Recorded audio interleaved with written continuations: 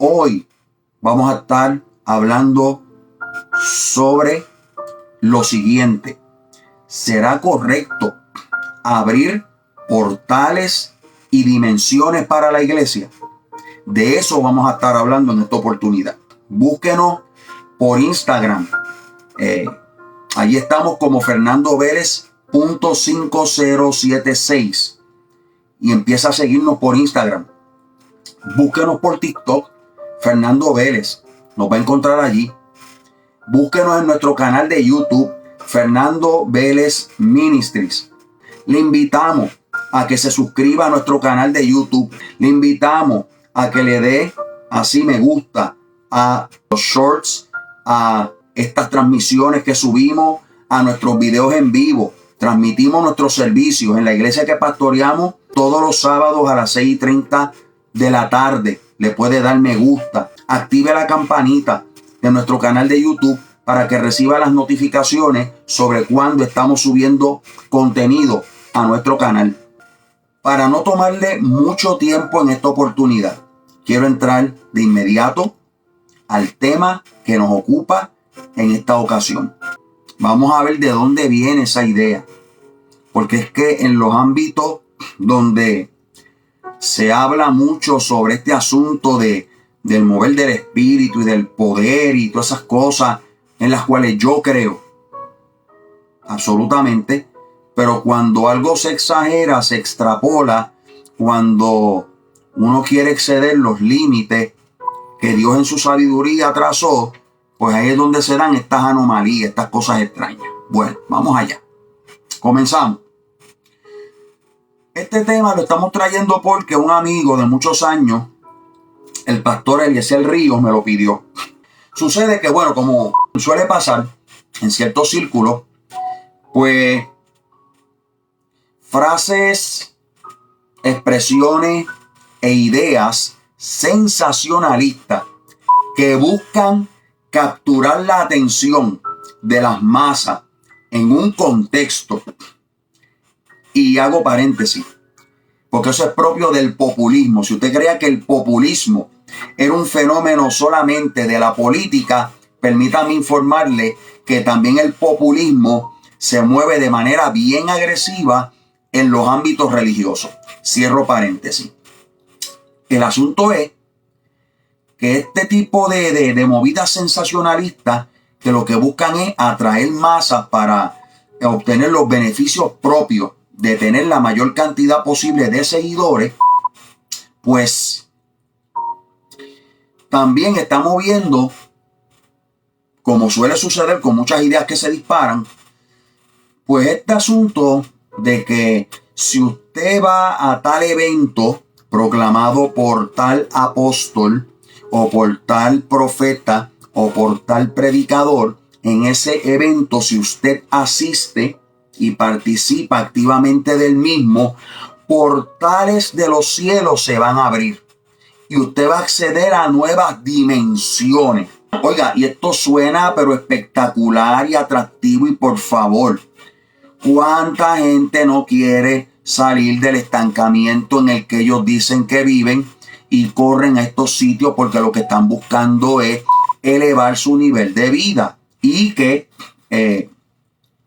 aparentemente Dios se mueva a su favor para que así, teniendo acceso a esos portales, sus vidas experimenten dichas dimensiones, dichos ascensos, por decirlo así? Este lenguaje, fíjese, toda creencia, al igual que toda profesión y al igual que todo deporte, es decir, donde hay un grupo social, donde hay una comunidad, existe también un vocabulario que la distingue y que a su vez la identifica. Este vocabulario, que tiene que ver con portales y dimensiones, es un vocabulario fuertemente impulsado por la línea de lo que conocemos como el Evangelio de la Prosperidad. Entendamos algo. Y para esto no basta solamente con oírme a mí. usted debería ser un buen alumno y un buen investigador. Usted que tiene un celular tiene acceso a toda la información que hace 30 años no podíamos accesar. Si usted tiene ese recurso, está bien que de vez en cuando usted lo utilice para entretenerse, para, ¿verdad? Para scrollear y ver lo que otros postean y consumir contenido. Y sucede que usted tiene en sus manos la biblioteca más grande que usted jamás podrá tener. Así que indague, investigue. No se quede con lo que yo le estoy diciendo. Yo no quiero levantar un grupo de focas que cuando yo levante la voz estén acondicionadas a aplaudir. Usted no tiene que seguirme ni aplaudirme por lo que yo diga. Es su deber. Si esto es una persona que realmente ama la verdad, el corroborar la información que yo le brindo para que usted tenga la evidencia por medio de su investigación de si lo que le estamos diciendo desde aquí es cierto o no. Hasta la misma Biblia reconoce al que lleva a cabo esa misma dinámica cuando se reúnen en las congregaciones y en los locales donde se reúne la iglesia. Se supone que cuando usted oiga al predicador o oiga al maestro bíblico, usted no se quede con lo que dijo porque lo dijo él. Y ya usted conoce, si usted conoce Biblia, sabe cómo Lucas en los Hechos de los Apóstoles compara a los creyentes de Tesalónica con los creyentes de Berea. De hecho, los creyentes de Tesalónica siempre tuvieron el problema de estar luchando en contra del sensacionalismo. No en balde, Pablo le escribe las 2 epístolas a los tesalonicenses para exhortarles a que vivan sobriamente en medio de la expectativa del regreso del Señor. Y cómo el apóstol trata de enderezar un desorden como resultado de esperar al Señor en su segunda venida en su tiempo. Todo eso está ahí. Que inclusive cuando Pablo le escribe su segunda y última carta a Timoteo poco antes de morir, una de las cosas que dice tristísima es que uno de sus colaboradores, Demas, lo abandonó amando a este mundo y a donde se fue a Tesalónica.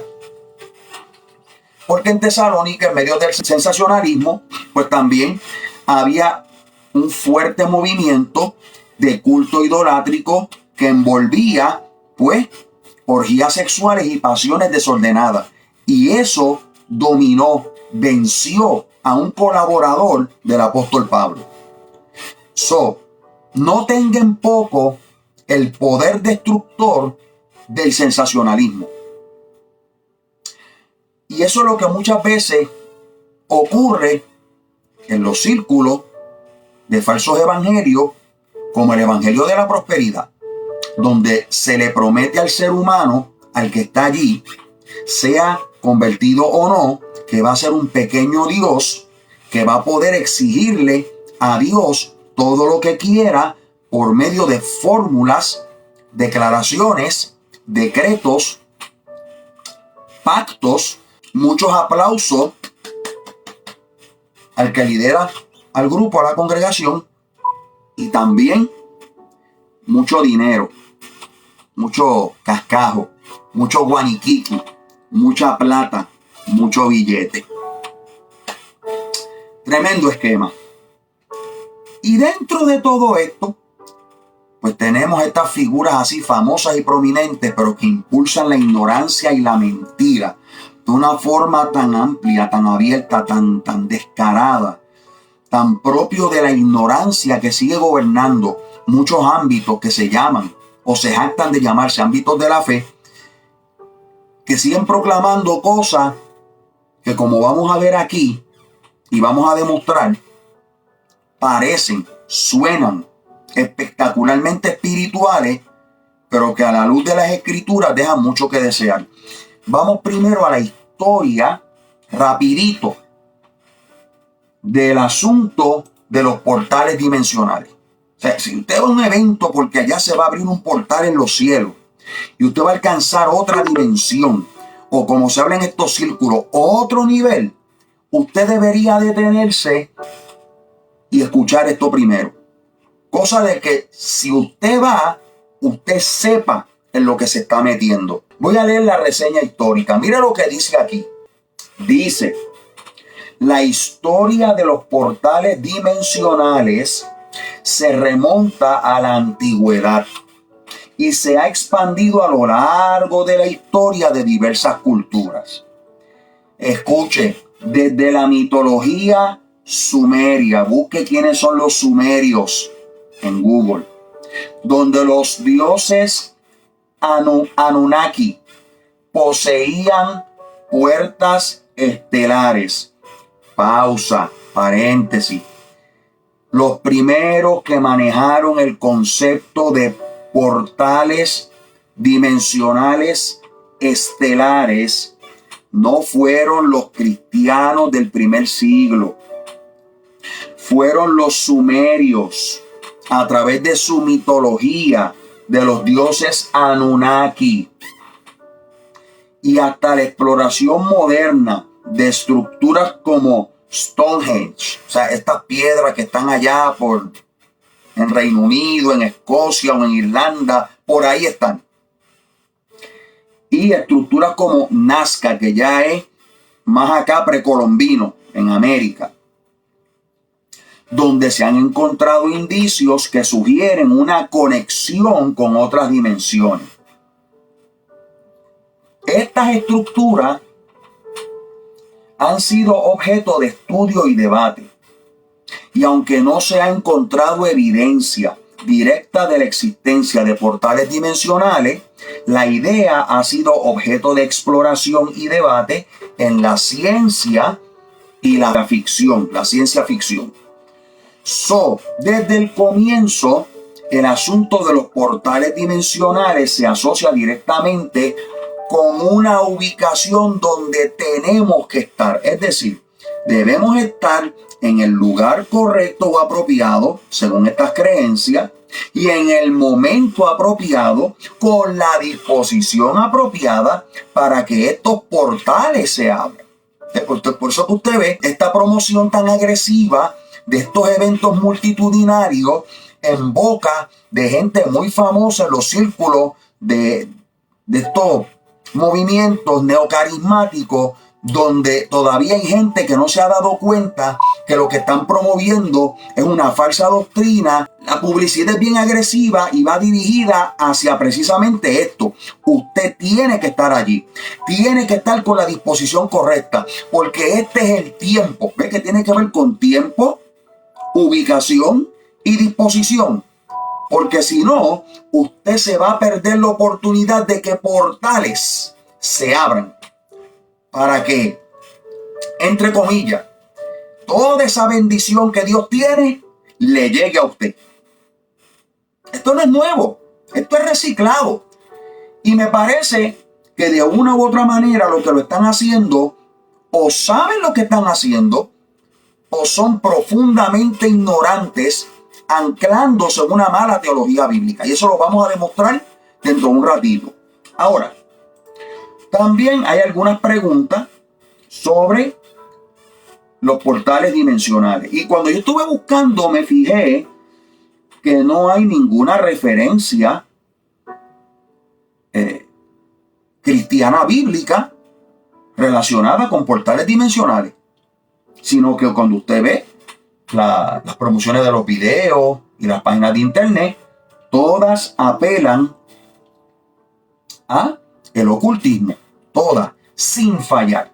Claro, yo tengo que ser sincero con usted. La física cuántica establece que existen al menos 7 dimensiones, no solamente 3, sino 7. Pero ya eso es física cuántica. Eso no tiene que ver nada con el mundo espiritual.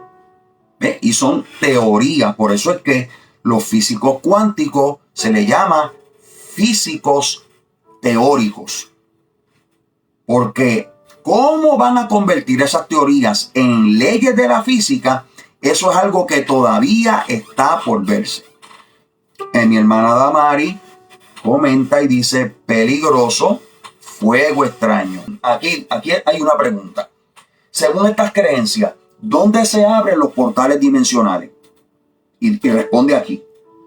En el planeta, acá, en la Tierra, existen lugares donde se abren portales dimensionales a otras estrellas y galaxias del universo y también a otros planos y dimensiones. Y cuando aquí se utiliza la palabra planos, esto es una expresión que se utiliza mucho en el espiritismo. Cuando el espiritista, el medium, está en la mesa con los que quieren conversar con sus familiares fallecidos, empiezan a hablar de que algo está pasando o está viniendo del otro plano. Esto no me lo inventé yo. Esto es vocabulario ocultista que manejan los mediums y los espiritistas, los que consultan a los muertos. Y usted que conoce la Biblia, pues sabe que Dios condena el consultar a los muertos. Creo que está en el capítulo 18 de Deuteronomio, en el verso número 10, si no me equivoco. Si me equivoco, por favor, coménteme y corríjame. Otra preguntita relacionada con el asunto. Mira lo que dice esta pregunta. ¿Qué riesgos pueden tener los portales dimensionales? Y la respuesta que aparece aquí. Los portales dimensionales pueden resultar muy peligrosos si usted no sabe cómo manejarlos y qué puertas abrir y cerrar.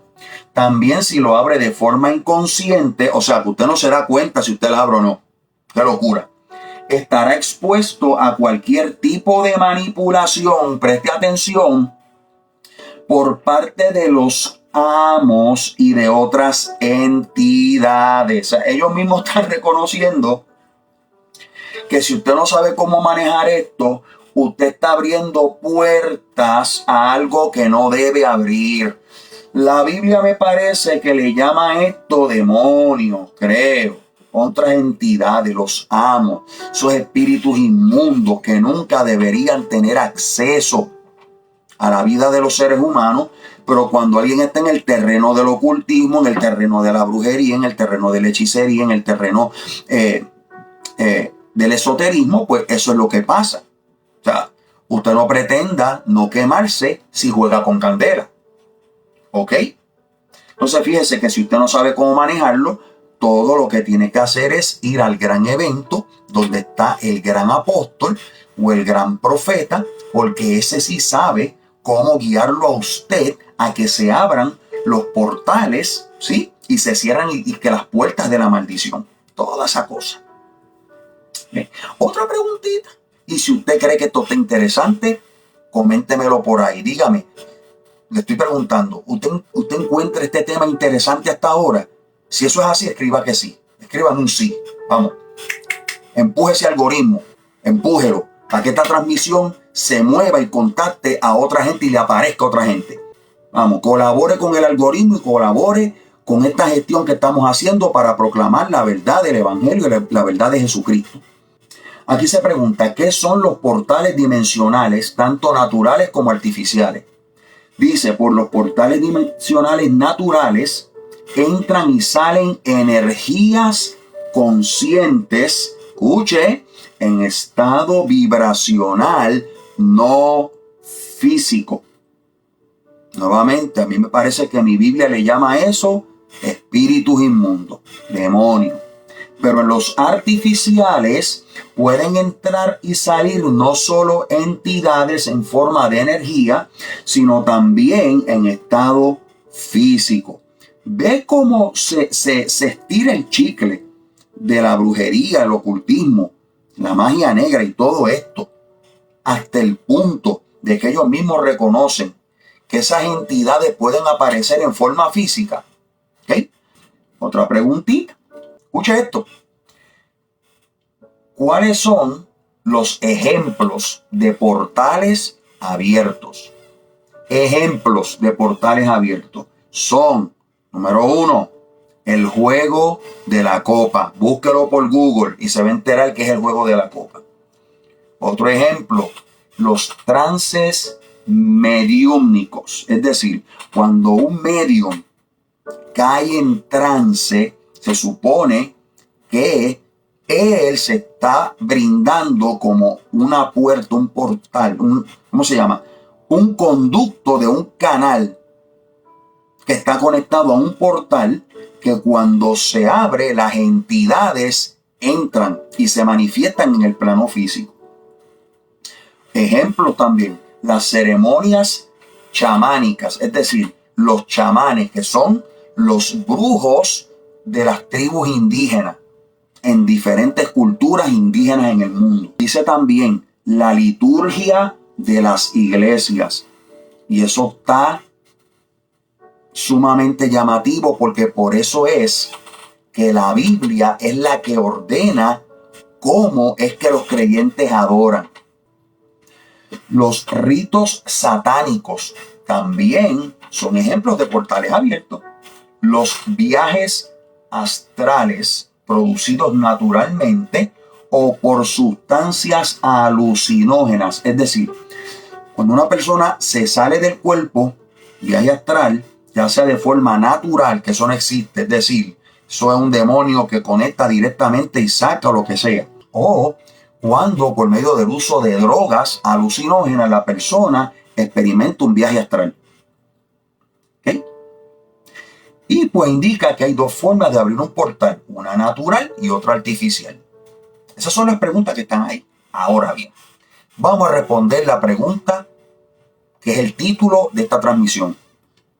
¿Será correcto, a la luz de lo que hemos leído aquí, que usted vaya y proclame que cuando usted se reúne y vaya a ese evento o esté reunido donde sea, vamos a provocar que portales se abran a otras dimensiones de gloria? Vamos a ver, vamos a la Biblia. Miren, señores, si lo que hay que hacer es ir a la Biblia. Ay, Señor Padre Celestial. Ahora tengo que meterme un poco de exégesis bíblica, porque esto tenemos que destrabarlo. Porque toda esta dinámica parte de un engaño basado en un error de exégesis bíblica, un error conceptual. Y ese error conceptual está relacionado con una mezcla de conceptos del antiguo pacto con dinámicas del nuevo pacto. Es decir, es tomar conceptos del antiguo pacto, especialmente los rituales y algunas señales extrañas proféticas del antiguo pacto, que queremos incorporar a veces a la trágala o por los intereses que sea, ¿a qué? A la dinámica de la iglesia. De modo que se altera la eclesiología correcta del nuevo pacto. Vamos allá. ¿Dónde aparece una sugerencia sobre el asunto este de los portales dimensionales? Bueno, en una referencia, se la voy a buscar aquí, en el Salmo 144, el verso 5. Tome nota. Salmo 144, verso 5, dice lo siguiente. Este salmista escribe estas líneas. Oh Jehová, inclina tus cielos y desciende. Toca los montes y humeen. Leo el 6. Despide relámpagos y dispérsalos. Envía tus saetas y túrbalos. En el concepto del escritor de este salmo, recuerde que esto está escrito en el Antiguo Testamento para Dios intervenir en la tierra y luchar en contra de los enemigos de Israel. Él ve a Dios inclinando el cielo, una manera de abrirlo para él descender y de esa manera pues, tocar los montes, que echen humo, que lance relámpago, que envíe las flechas de Dios. Recuerde que Dios no usa arco y flecha. Dios lo que usa es su palabra. Eso es lo que él usa. Él habla y esa palabra tiene vida. Porque esa palabra es Cristo. Y Cristo es la vida. Eso está escrito en el Nuevo Testamento, eso lo dijo el Señor. Así que, Salmo 144, versos 5 y 6, es otro de múltiples ejemplos que aparecen en el Antiguo Testamento de un tipo de literatura o un estilo literario que se conoce como literatura apocalíptica.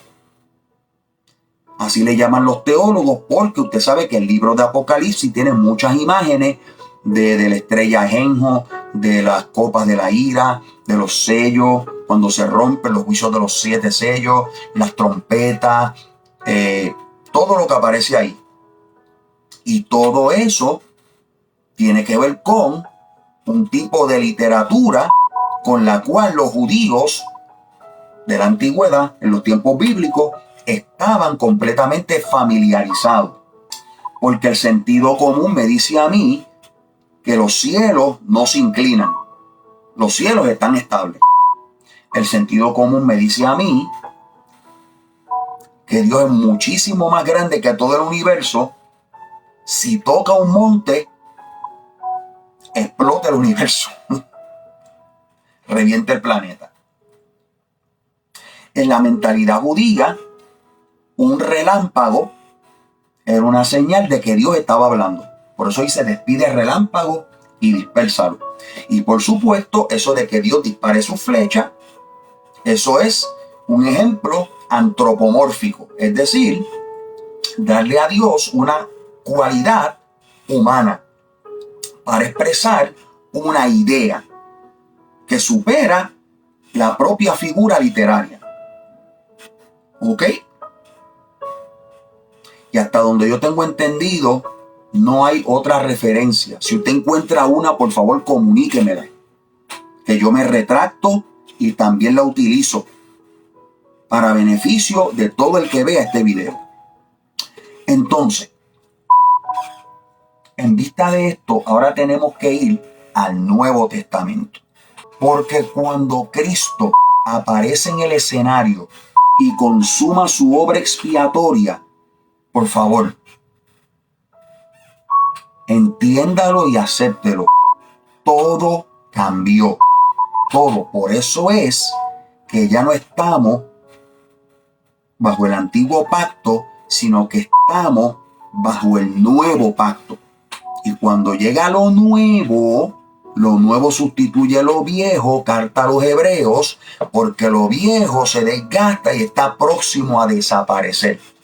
Lo cual tiene un significado muy puntual que no voy a tocar en esta ocasión para no alargar más esta enseñanza. En el Nuevo Testamento, y vámonos por lo facilito. En el Evangelio de Mateo, vamos a buscar el momento en que Juan el Bautista, valga la redundancia, bautiza al Señor. Y esta es la última vez en la Biblia, o sea, a excepción de Apocalipsis, en que usted ve los cielos abriéndose. ¿Sí? Capítulo 3 del Evangelio de Mateo. Esto ya usted lo conoce si usted lee Biblia y va a los servicios y a los estudios bíblicos y todo lo demás. ¿Sí? Es cuando aparece el Señor y esta parte usted la conoce. Mateo capítulo 3, verso 16 dice: y Jesús, después que fue bautizado, subió luego del agua, y aquí los cielos le fueron abiertos. ¿A quién se le abrieron los cielos? A Jesús. Y vio al Espíritu de Dios que descendía como paloma y venía sobre él. Y he aquí, verso 17, una voz del cielo que decía: este es mi Hijo amado, en quien tengo contentamiento. Recuerde que antes de la muerte y resurrección de Cristo, el antiguo pacto todavía está vigente. Así que la idea de que los cielos se tengan que abrir para que algo descienda del cielo es una idea del antiguo pacto. Ahora, cuando Jesús muere, esta parte usted la conoce también. Cuando Él fallece, Él muere en la cruz. ¿Qué dice que sucedió? Se lo voy a leer. Mateo capítulo 27, verso 50 en adelante. Dice: mas Jesús, habiendo otra vez clamado a gran voz, entregó el espíritu. Ahí murió. Verso 51. Y he aquí, el velo del templo se rasgó en dos de arriba a abajo. Y la tierra tembló y las piedras se partieron. Porque es importante que el velo del templo se rasgara en dos de arriba a abajo. Porque lo que el velo del templo de forma milagrosa está ilustrando es un mensaje que se le está enviando a la nación de Israel y específicamente a los líderes religiosos y a los levitas que estaban ministrando en el templo, preparando todo para la Pascua. Y eso lo explica el autor a los Hebreos cuando dice que Dios nos dio acceso a él por el velo, que es la carne de Cristo. O sea, Cristo fue rasgado. O sea, está ilustrando lo que estaba pasando en aquella cruz del centro. ¿Ve? El velo que se abrió, que nos dio entrada directa al trono del Padre Celestial, fue Cristo cuando fue desgarrado. Esto da como resultado una de las verdades más poderosas del Nuevo Testamento y que a su vez desmonta totalmente y por completo, porque eso es un castillo de naipes, esa idea de que voy para que portales se abran y dimensiones me alcancen y yo las alcance, eso es un castillo de naipes. Usted saca una carta y las demás se desploman. Es bien fácil, es bien frágil. Por eso se necesita la teatralidad para poder sostener esa idea y que gente en masa la crea y la compre y esté dispuesto a pagar por esa idea. ¿Dónde está eso? Vamos a la famosa carta a los Efesios, porque es que usted quiere conocer la realidad de la iglesia, vaya a la carta a los Efesios y vaya a la carta a los Colosenses. Usted va a ver la realidad de la iglesia en esas dos cartas. En la de los Colosenses, la realidad de la obra de la cruz. En la carta a los Efesios, la realidad de nuestra posición y la plenitud que se nos fue dada en Cristo. Vamos a leer. Efesios capítulo 2. Déjeme leerle del verso 4 al 7. Dice lo siguiente: pero Dios, que es rico en misericordia, por su gran amor con que nos amó, aun estando nosotros muertos en pecados, nos dio vida juntamente con Cristo, paréntesis, por gracia sois salvos.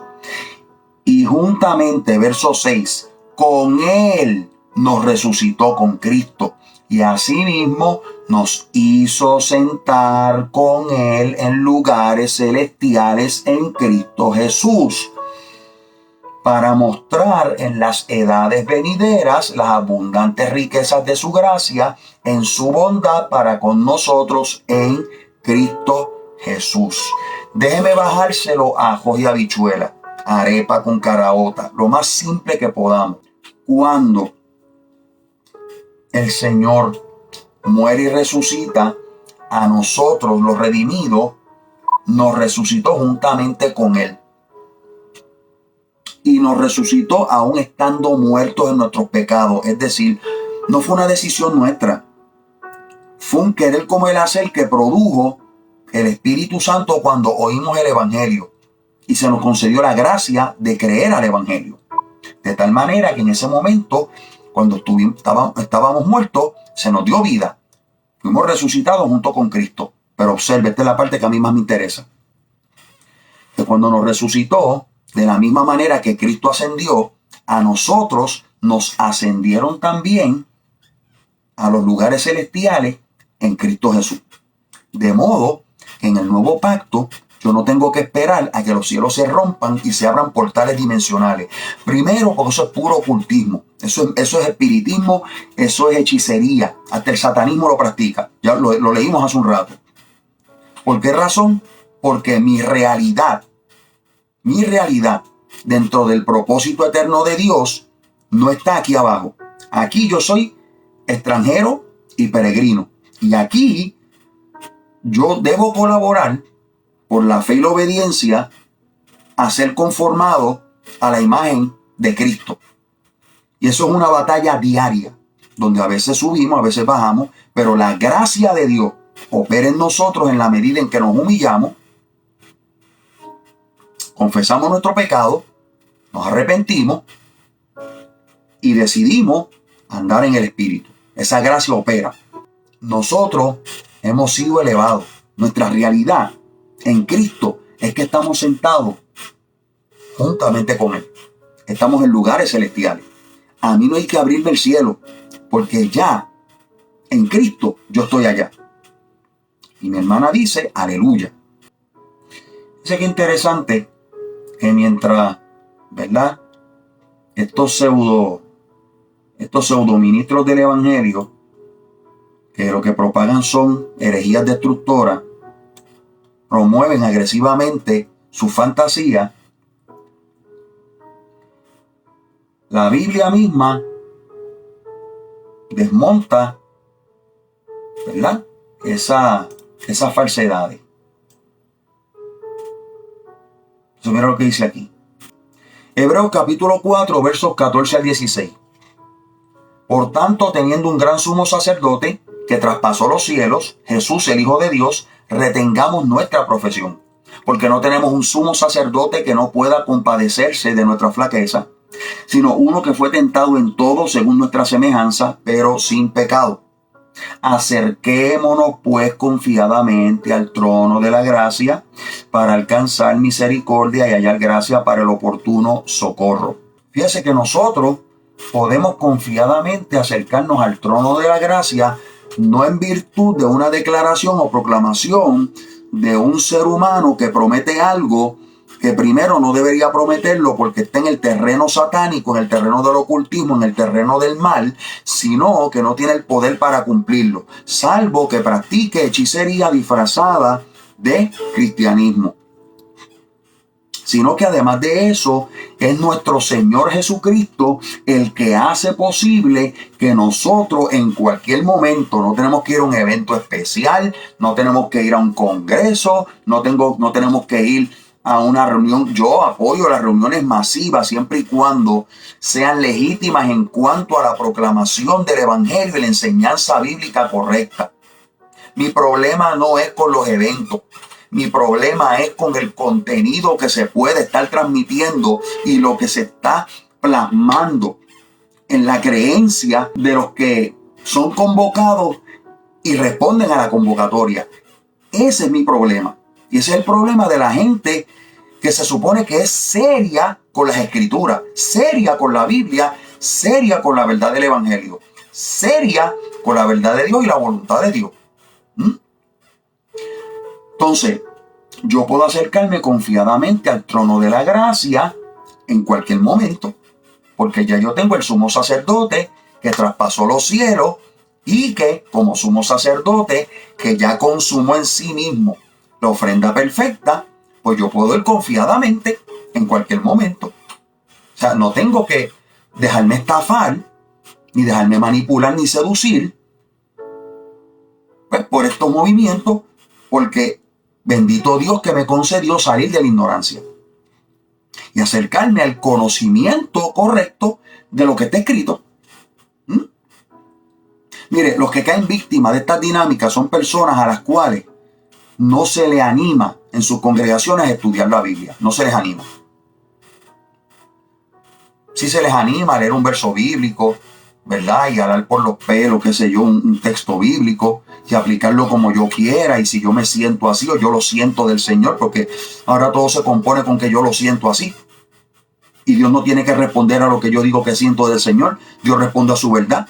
Y muchas veces su verdad choca con lo que yo creo que es mi verdad. Y yo tengo que definir cuál verdad me va a gobernar. O la verdad verdadera, valga la redundancia, que es la verdad de Dios. O la verdad, entre comillas, que es una falacia, que es la que yo me empeño en seguir. Yo tengo que decidir. Eso nadie lo puede hacer por mí. Yo tengo que tomar una decisión. Yo tengo que asumir postura. Yo tengo que, pues, definirme delante de Dios y delante de los hombres. Eso. La evidencia bíblica neotestamentaria es contundente. Y esto es solamente lo que podemos comentar en este ratito, porque no tenemos más tiempo. Ahora, venimos con un tema, pero con un tema contundente. Y le voy a adelantar algo del tema de la próxima semana. Nuevamente tenemos que tocar el asunto de la paternidad espiritual nuevamente. Pero lo que vamos a tocar el próximo lunes, si Dios nos ayuda y podemos estar aquí nuevamente con ustedes a las 8 de la noche, se lo aseguro que usted no se lo puede perder. Si le suena a publicidad, a marketing, está bien, es marketing, es publicidad. Pero hasta que usted no llegue y se conecte, usted no se va a enterar de la veracidad, la contundencia, la densidad y la sustancialidad de lo que vamos a traer en nuestra próxima sesión. También síganos por TikTok, Fernando Vélez, síganos por Instagram, FernandoVélez.5076, y por aquí también por nuestro Facebook, Fernando Vélez, síganos. Denle like, mueve el algoritmo y ayúdenos. Si usted cree que lo que estamos trabajando aquí edifica.